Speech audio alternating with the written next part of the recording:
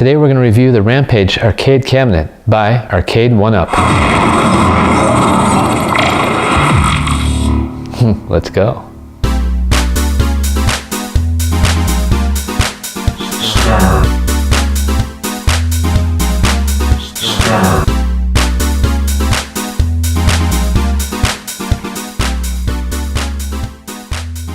So I'm very excited to take a look at this machine. I've been a big gamer since the late 70s when the arcade machines first came out. I've always wanted to have arcade machines in my home, and this is my really first opportunity to get the authentic looking arcade machines within the house here, and I want to collect as many as I can if possible. I just have to work through with the local administration here to make sure that we can, fill out several rooms with these. But anyway, this one in particular has the 4 games, has Rampage, Gauntlet, Defender, and Joust.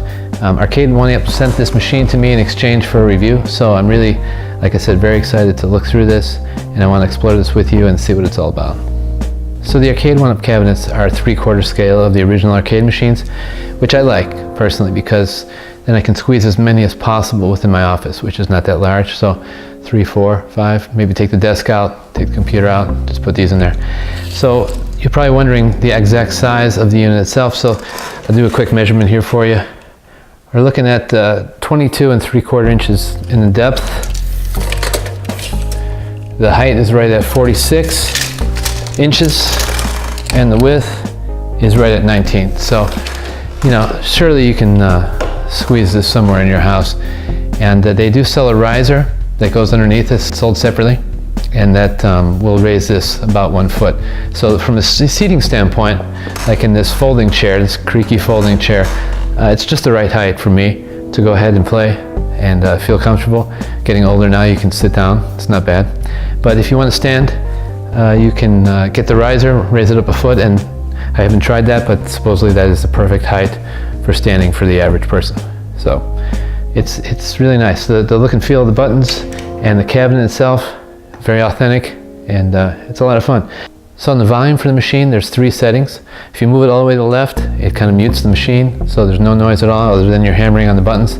The middle setting is kind of the average volume, which is pretty loud in itself, I think.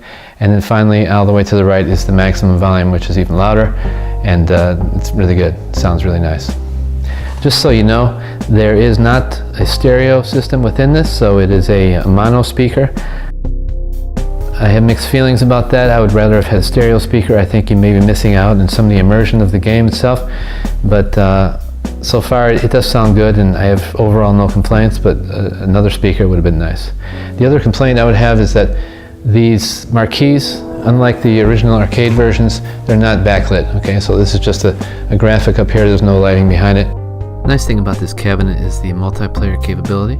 So for the Rampage game, you can play 3 players simultaneously on the screen. For the Gauntlet game, you can play 2 players simultaneously on the screen. Joust, you can play 2 players simultaneously. And for Defender, you can do 2-player alternating as well.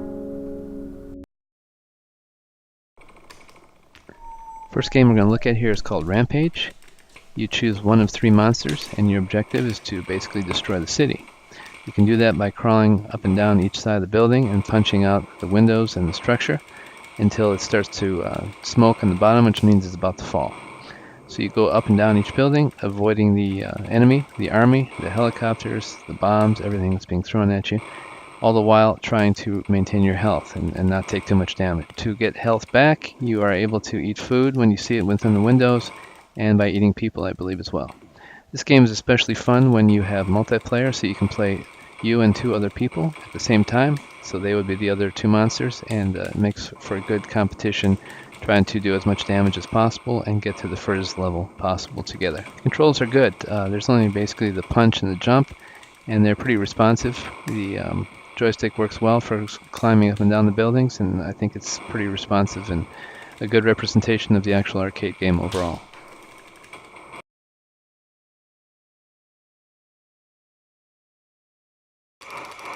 The next game is Gauntlet. It's a dungeon explorer type game where you choose one of several characters with different attributes. I've chosen a wizard here in this case, so he has magic ability once he finds potions.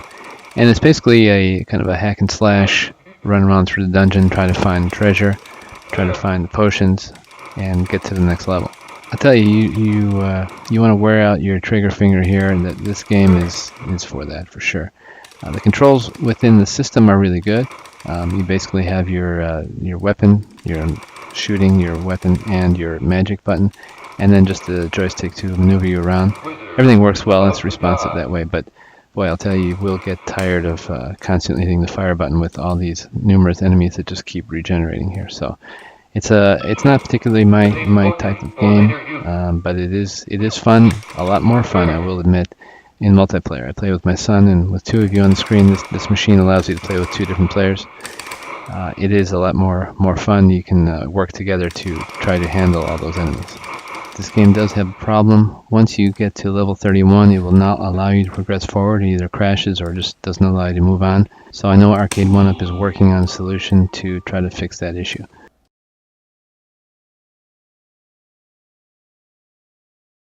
I was very excited that Joust was included on this machine. Joust was one of my favorite games growing up in the arcade. Basically, the premise of this game is that you are on you're on some kind of a flying creature, and you have to joust with all the other enemies on the screen. What jousting means in this case is that you have to be a little bit higher than them when you run into them. So you can be on top of them, or if you're on the left or right side, you have to be higher in the air than they are.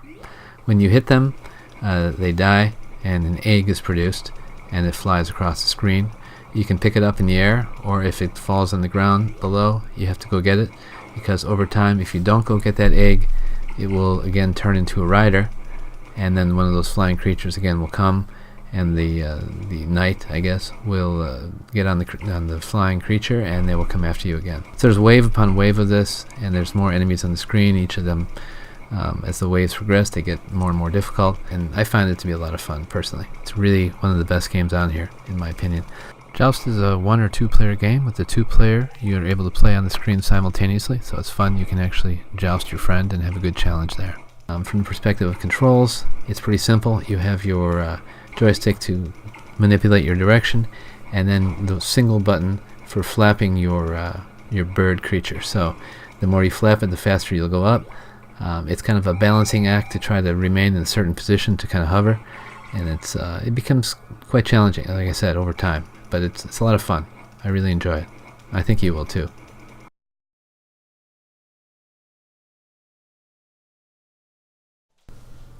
Next game is Defender. That was quite the classic back in the day. I always found Defender to be a very difficult game, probably because of the button sequence on the original game. Now, on this machine setup, it's even more difficult, in my opinion. But anyway, you're using some buttons for basically moving the ship forward, and there's a button for reversing your ship. You use the joystick for up and down, and then there's a hyperspace, a smart bomb, and the laser. So there's a lot going on there, and there's a lot happening on the screen. It's pretty fast-paced. But basically, there's aliens coming down. They're stealing the people off your planet and raising them into the sky, and you have to shoot the aliens and grab the people in the air, bring them back to the ground. You know, that's all. And then as the waves progress further, there's more difficult aliens and really annoying creatures that just bother you without any kind of rest there. So it gets really hairy and really crazy. So there, you can see I'm not very good at this, but anyway, it's an enjoyable game. I really like it. I'm glad it's on the machine, but it takes a lot of for me, it takes a lot of practice to really get anywhere. But I did have some nice competitions with my son on this one, and we had a good time.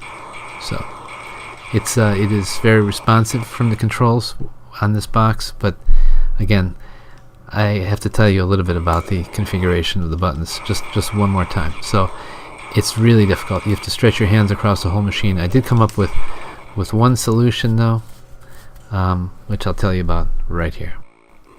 So I had to get creative here to solve this control problem. So basically, I have to use my left and right hand for moving the ship up and down, and the forward and reverse, and then I use my second right hand for the hyperspace and smart bomb, and finally my third right hand for the laser gunner, and that works quite well if you can pull it off. So let's discuss a couple issues with the machine itself that has been reported on the internet, or I've found myself here. Basically, as we've discussed already when looking at the games, the screen here on this particular unit has problems. There's a lot of, I don't know if you call those dead pixels around the border, but there's a lot of light shining through. It's kind of washing things out. And down in this area here, a lot of white, blue, etc. dots there. That's kind of, it's not impacting the gameplay, but it doesn't look really good. And so, you know, that's one issue to address. I have actually contacted Arcade1Up on this, and they are planning to send me a new monitor to replace it. So I'm very pleased with that kind of response. The second issue that I've read about, and it not happened to me yet, but that the top area here, the surface of the control panel, from lots of use, from getting, you know, your hands on it, etc., the paint is rubbing away in various areas near the buttons or wherever you rest your hand on the unit itself. And so what Arcade1Up is doing now, they're sending out an overlay, a clear plastic overlay. You basically pop these 4 screws out here, put down the overlay, and then screw it back in, and it has cutouts for all the buttons and the knobs, etc. So that's another great way that the Arcade1Up customer service is handling that situation. The other area which we mentioned earlier was that on Gauntlet, once you get to level 31, it freezes and it won't allow you to go forward. They have already started sending out a fix for that, and the fix for that is some kind of a circuit board with probably a new ROM in there for the bug within the Gauntlet game itself. This is a new company with new products, and they do have some issues, but from what I've seen so far, every time there's an issue, they're trying to address it and make the customer happy. So it's pretty exciting. I really feel good about what they're trying to do. I really like their products. So these games are available in many stores. If you go to Arcade1Up.com, they have a list of vendors there. They're coming out with new ones all the time. I understand Pac-Man, Space Invaders, and others are coming now. This is kind of the first phase of the rollout of the arcade games. So far so good, really.